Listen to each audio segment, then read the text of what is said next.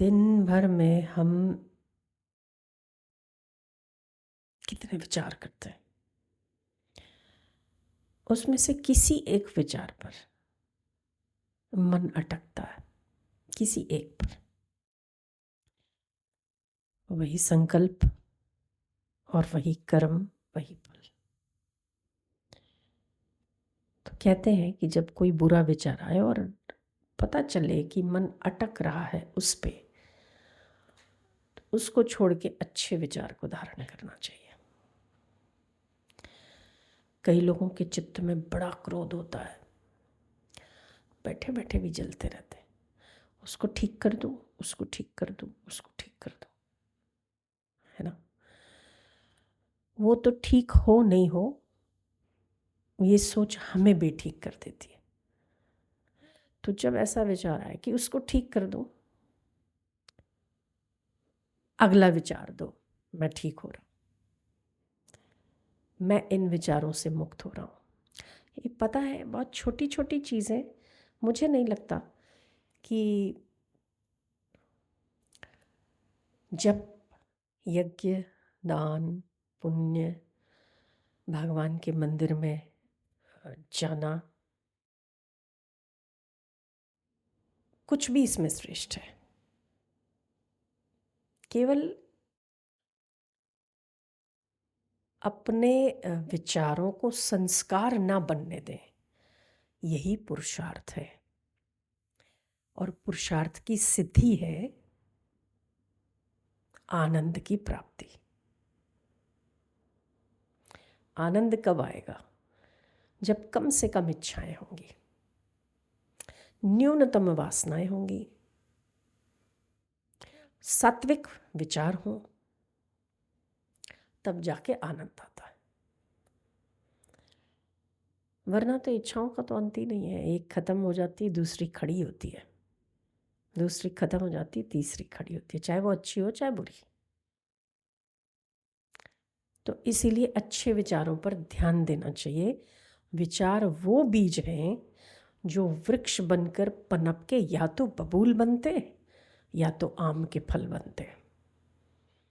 तो हम आज बबूल का बीज बो रहे हैं या आम का, वो हमसे ज़्यादा और कौन जान सकता है। इसीलिए बार बार उस विचार की शक्ति को महत्व देते हुए अच्छे विचारों के बीज बोने चाहिए। अगर मेरे पास ऐसा होता तो मैं उसका ये कर देता। ये भले कल्पना हो, पर वो कल्पना कभी सत्य होने लगे, उस समय शायद हमें वो मज़ा नहीं आएगा। आपने बहुत बार कई कल्पनाएं की होंगी, ये मिल जाना चाहिए, ये होना चाहिए, ये ऐसा होना चाहिए। शायद वो मिला भी होगा, पर वो उस समय जिस समय मिला, उस समय आपको ज़्यादा मज़ा नहीं दिया होगा, या उसके साथ 4 प्रॉब्लम्स और आई होंगी। होता है ऐसा। तो आप सोचते मैंने ऐसा तो नहीं मांगा था,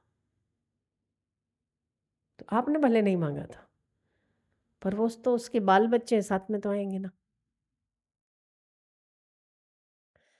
शादी की जाती है सुख के लिए, ठीक है, 1 साल 2 साल 3 साल, उसके बाद दुख शुरू होता है। आपने दुख तो नहीं मांगा था, शादी भी क्यों मांगी थी? सुख के लिए मांगी। पर ऐसा होता नहीं है। बच्चे पैदा किए जाते हैं सुख के लिए, दुख और परेशानी के लिए नहीं। पर 5 साल 6 साल 7 साल, 7 साल के बाद बच्चे जब बड़े होने लगे तो चिंताएं। वो 15 साल का हो अगर भाग जावे तो और चिंता। इसीलिए तो बच्चे नहीं मांगे थे। किस लिए मांगे थे? तो आनंद के लिए मांगे थे। पर जितनी भी सांसारिक चीज़ों की इच्छा या वासना है, तब तक वो दुख के पिल्ले साथ में ले आएगी, चाहे वो किसी भी प्रकार की हो।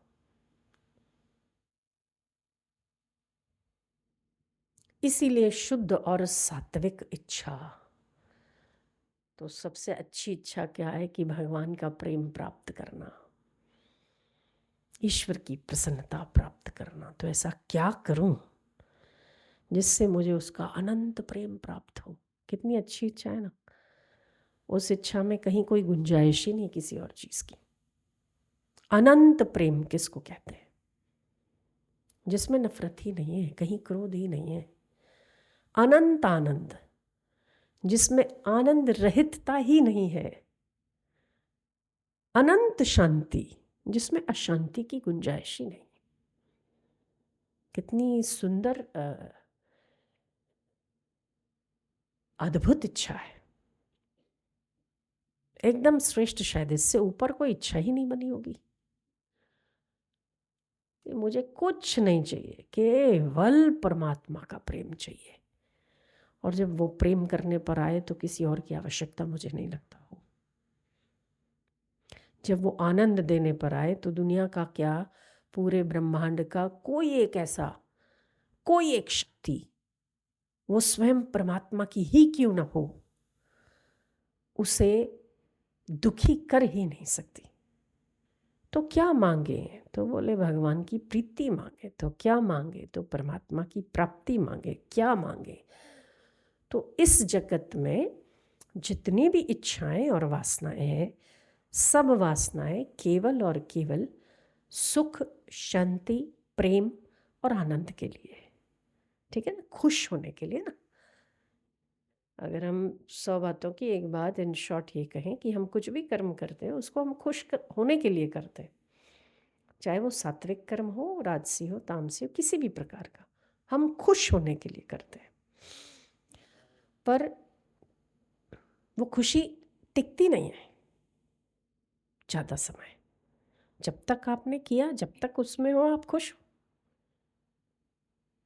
उसे हम खुशी कह सकते हैं, आनंद नहीं। आनंद वो चीज़ है जिसमें दुख आता ही नहीं है। प्रेम वो चीज़ है जिसमें नफरत की गुंजाइश ही नहीं है।